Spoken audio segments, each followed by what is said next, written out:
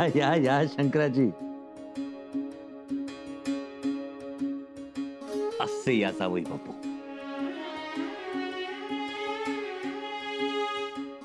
आता दोघांनी सुखात राहायचं. राहाल ना? हो. अजिबात भांडायचं नाही. नाही भांडणार. एक गोष्ट लक्षात ठेवा, भवानीसाठी शंकर आणि शंकरासाठी भवानी असते. त्याचप्रमाणे एकमेकांचा हात हातात घेऊन विश्वासानं प्रेमानं तुम्हाला संसाराची वाट चालायची आहे. चांगलं पेरलं की उगवतं सुद्धा चांगलंच, हे कायम ध्यानी असू द्या. तुमचा संसार वृक्ष कायम बहरत राहो, हाच आमचा आशीर्वाद.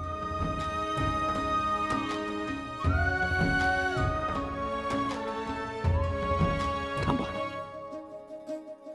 काय झालं आबासाहेब? काय आहे हे?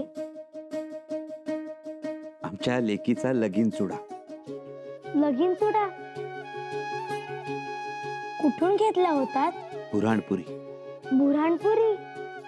एवढ्या लांब गेला असतानाही तुम्ही आबासाहेब आमच्यासाठी लगीन चुडा घेऊन आलात, तेही एकही बांगडी न फुटता. बाळा, बापानं लेकीचा लगीन चुडा कायम आबदार ठेवायचा असतो. आबासाहेब तुम्ही खूप खूप चांगले आहात. आता आम्हाला असं वाटतंय आमचं लग्न साजरं झालं. तुम्हाला असं वाटलं ना, आम्हाला भरून पावलं. आबासाहेब तुम्ही रडू नका. आबासाहेबांनी कधीच रडायचं नसतं. नाही रडणार. चला, सगळे वाट बघत असतील, उशीर होतोय. काय गूज सुरू आहे बाप लेकीचं कुणास ठाऊक. अहो, रुसल्यात की काय त्या? अव रुसणाऱ्या नाहीत त्या, तोंडावर बोलणाऱ्या आहेत त्या. भेटू द्यात त्यांना. पुन्हा आता लवकर भेट होणार नाही.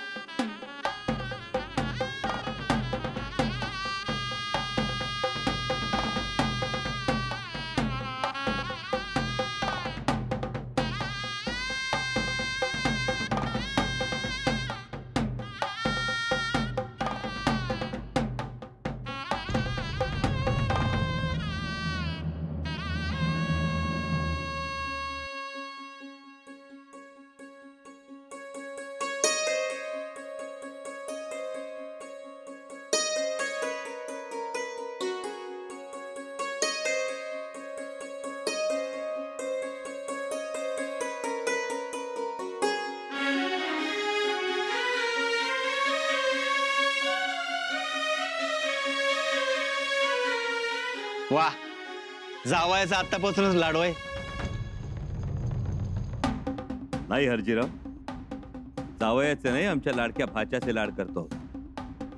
लग्नात मामानं उचलून मांडवात आणायचं असतं, ते घडलं नाही म्हणून आत्ता परतफेड केली.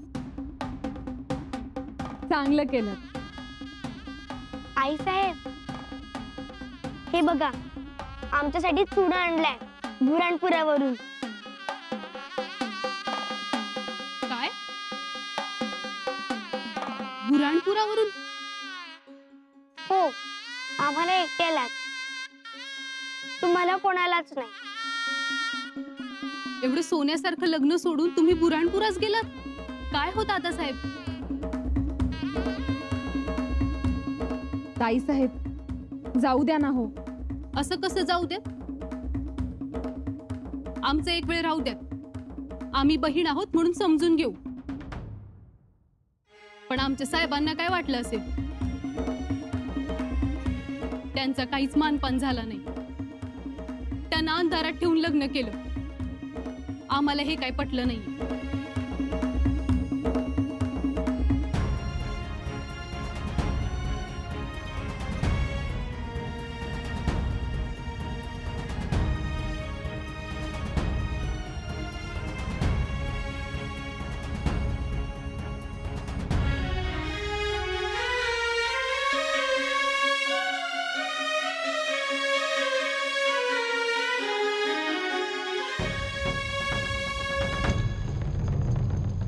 अहो तुम्ही हसताय. अहो आम्हासने बुऱ्हाणपूर मोहिमेची पूर्ण कल्पना होती.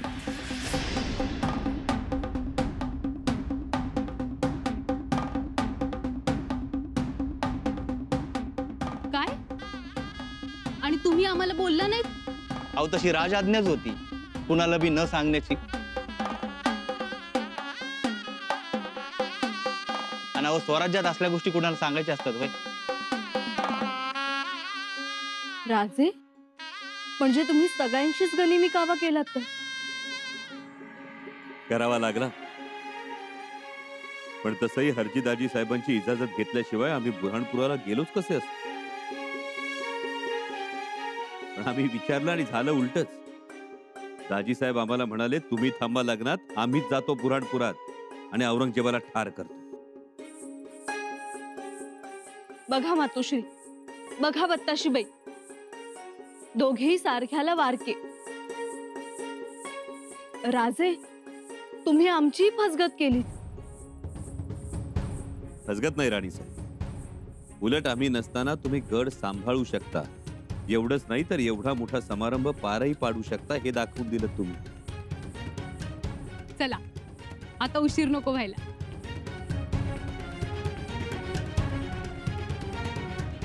या.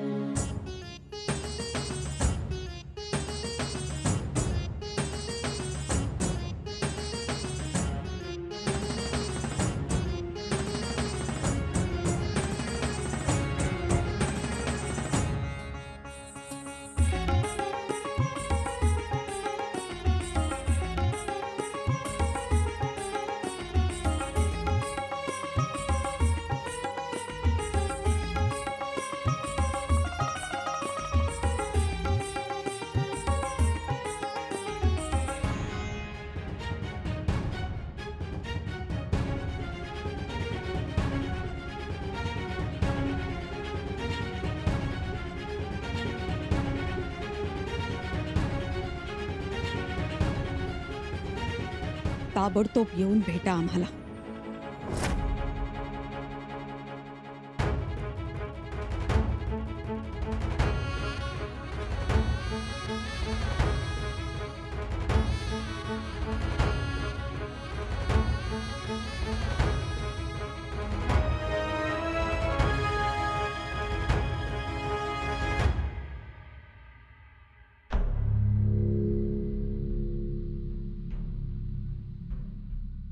मातोश्री, आमचं नावही घेऊ नका तुम्ही. कोण मातोश्री? कसल्या मातोश्री? एरवी आपल्या आईला आपलं मूल कुठे जातं हे ठाऊक असतं. निदान ते जाताना तसं सांगून जातं. परंतु तुम्ही आमच्याशी एका शब्दानेही बोलला नाही. जातो असं म्हणायची साधी तसदी घेतली नाहीत तुम्ही. मातोश्री, राजकारण एवढं ओतू चाललं होतं, स्वराज्याचं काम एवढं बिनीवर आलं होतं. मातोश्री म्हणजे थांबा, पुढे येऊ नका. आम्ही रागावल्यावर आमच्या कुशीत शिरून आमच्या हृदयाला मायेचा पान्हा फोडण्याच्या गोष्टी बास झाल्या. आता सांगा आम्हाला, का गेला होता बुऱ्हाणपुरास? काय एवढी निकड होती तुमची? स्वतःच्या सोन्यासारख्या पोटच्या लेकीचं लग्न सोडून तुम्ही त्या दुष्टांच्या छावणीत गेलात का? का राजे असं केलं तुम्ही? आम्हाला नाही पटलं हे. मातोश्री, चुकलं आमचं.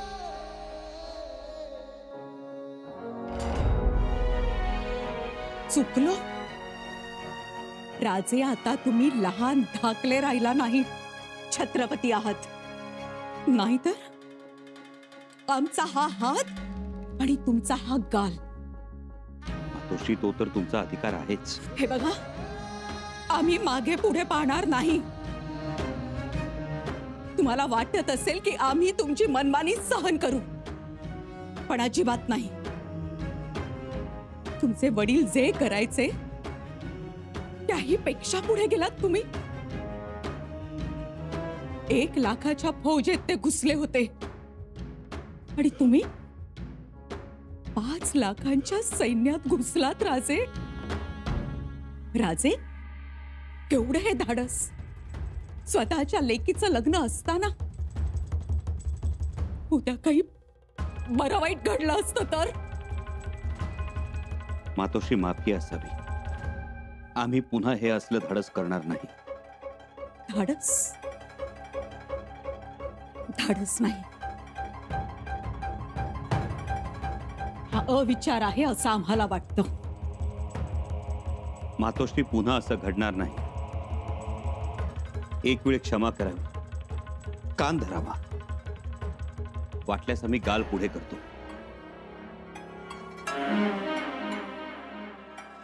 बाई, खूप चिडल्यात मातोश्री. हो तर मातोश्रींनी आज काली मातेचा अवतारच धारण केलाय. काय करूयात? जाऊयात का आपण? जायचं? नको नको, मातोश्रींना नाही आवडणार. आपल्यावरच ओरडतील. ओरडतील? हो, तुम्हाला तर आधीपासूनच बुऱ्हाणपुराचं माहित होतं. मग आता काय करूया? जायला तर हवं ना. राजे एवढे दमून आलेत आणि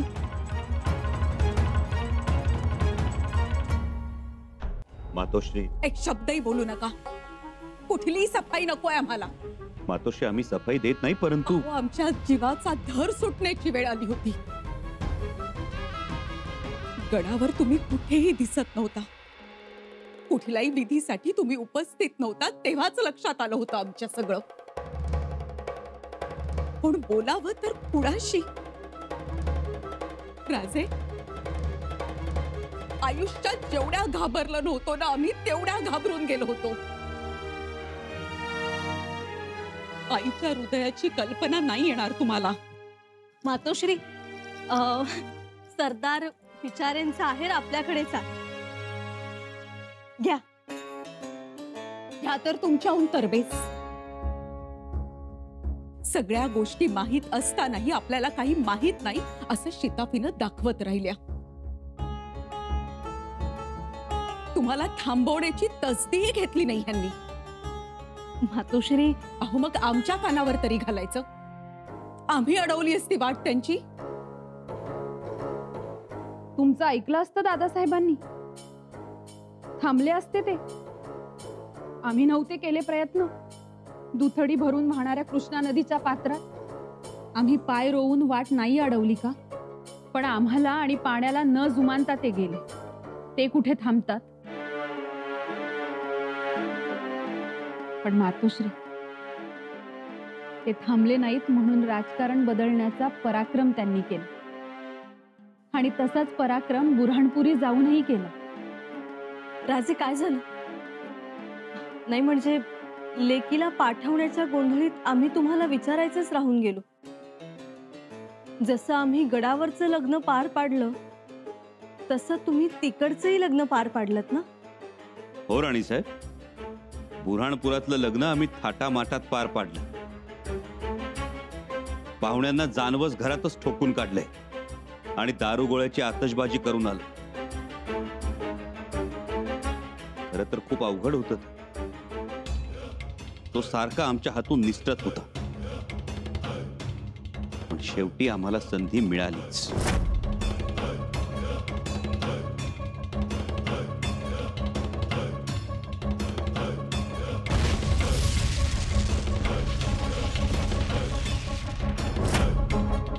शेवटी दारुगोळ्याचं कोठारच उडवून आलो. सुनबाई, जा आणि मीठ मिरच्या घेऊन या. दृष्ट काढतो आम्ही राजेंची. मातोश्री, आत्ता तर तुम्ही रागवला होता ना, आणि मग लगेच रागावलो तर आहोतच आम्ही त्यांच्यावर.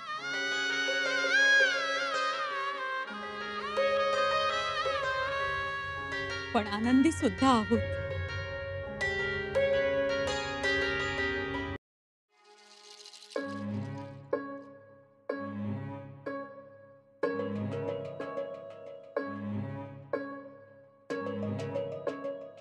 राणी साहेब जरा बसा आमच्या समोर.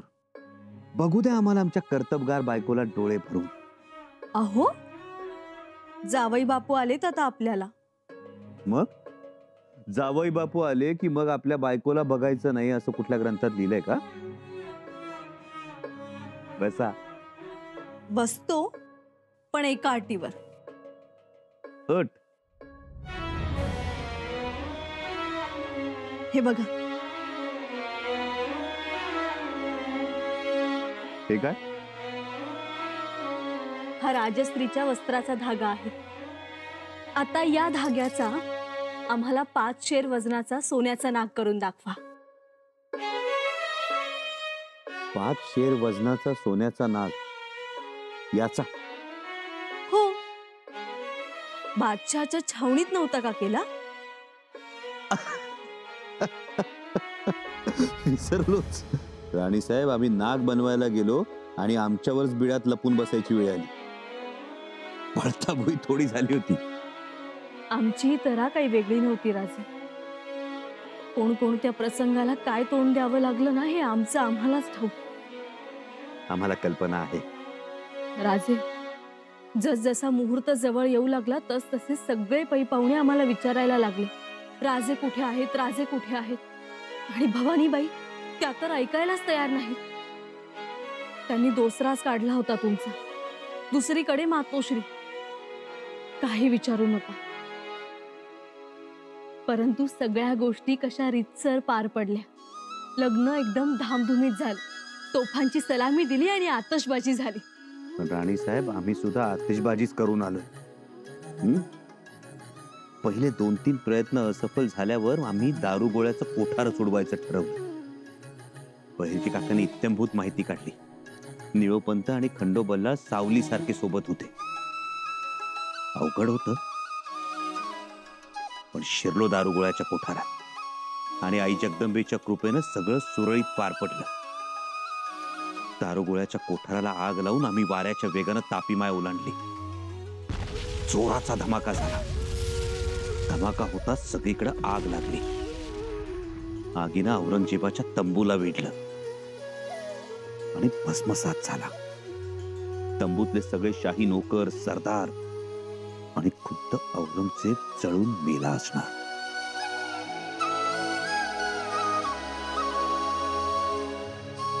राजे, खरंच केवढं धाडस हो, केवढा मोठा पराक्रम. आता आपण याबाबतची दवंडी पिटवून तुमचा हा पराक्रम सगळ्या रयतेला सांगूया. नाही असो, आपल्याकडून दवंडी नको. आधी त्यांच्याकडून खबर येऊ द्या. एकदा त्यांच्याकडून खबर आली की मग आपण दवंडी देऊ. आणि जर खबर मनासारखी आली तर आमच्याकडून तुम्हाला 5 शेर वजनाचा दागिना. तोपर्यंत मात्र गुप्तता.